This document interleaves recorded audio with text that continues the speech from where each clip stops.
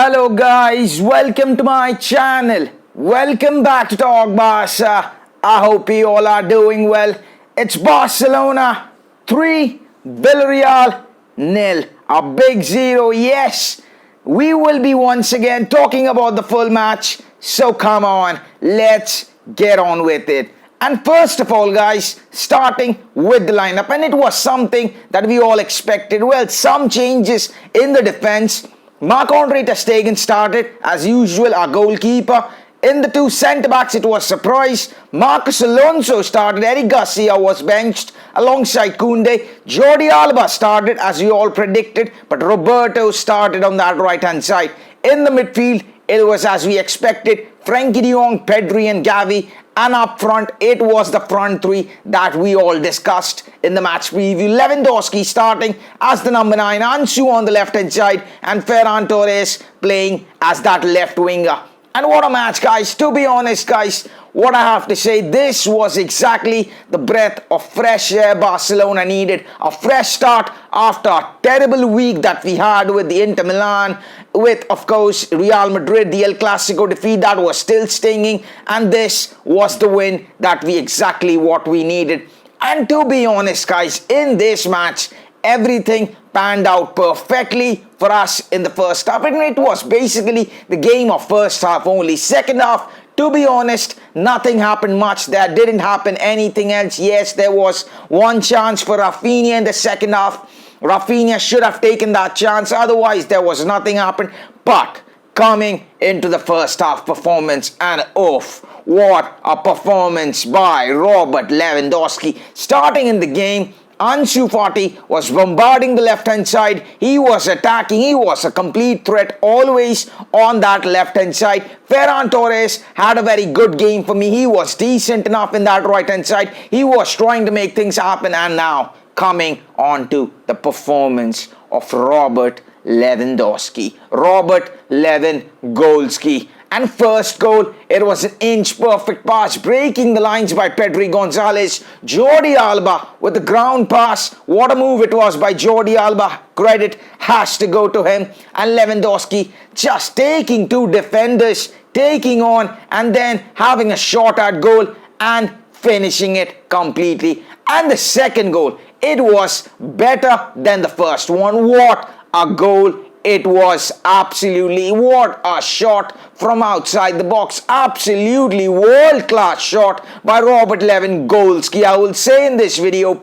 how many times I would like to say, I will say it, Robert Lewandowski, what a shot from outside the box. It was absolutely fingertip save by Cheromino Rulli. He had a fingertip save, but it wasn't enough to keep the ball out. But the third goal, it was even perfect. Ferran Torres gliding past 2, 3 players, 4 players, and then the third goal could have been the big miss of the season, but it was then tucked home by Ansu Fati. And to be honest, it was a classic performance in the first half. And what we learned in this match, and what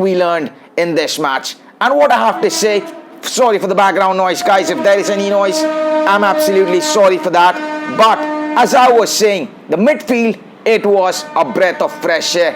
This midfield of Frenkie de Jong, Pedri and Gavi, it added that extra bit of freshness. It added dynamism. It added creativity. It added speed in the midfield. It was completely perfect. And to be honest, huge credit has to go to one player in this match who was, for me, I think, was phenomenal in this match. And that's Frenkie de Jong. What a world-class performance by him. He absolutely had the game of the season so far for me. He was controlling things. He was helping out defensively. He was in our attacks. He was in the midfield trying to do things. He was sometimes gliding past players. He was doing a few skills. Everything was panning out perfectly for Frenkie de Jong. And this is the midfield that I really want to see in the upcoming matches, especially against Athletic Bilbao. Low blocks teams, perfect example of low block teams who wants to attack in counter-attacks, low block teams. Then against Bayern Munich, I want to see this midfield. And also the front three. The front three worked perfectly in this match. Of course, Dembele came on, Rafinha came on. I didn't understand once again why Rafinha was shifted onto that left-hand side. Yes, in the dying minutes of the game, Rafinha played on his natural side, the right-hand side. But otherwise, I didn't understand once again this thing by Xavi, why Rafinha is playing on that left-hand side. But putting all this aside, the front three of Ansu Fati, Lewandowski and Ferran Torres, this front three really, really worked. Ferran Torres was adding his bit of magical threat down that right-hand side. Ansu, as usual, always bombarding the left-hand side. And Robert Lewandowski, you give him half a chance, he is going to convert that chance. He is going to turn the insane, the predictable, the impossible, the predictable, actually.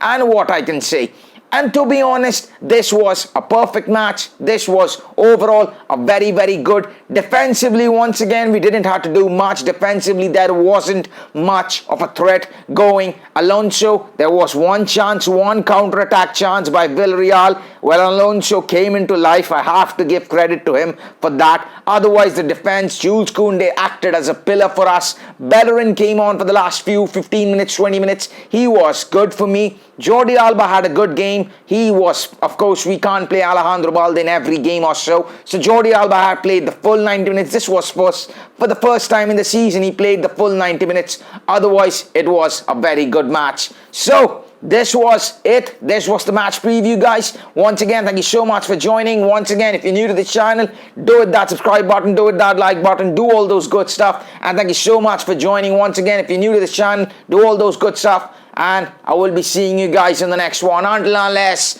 Visca el Barça.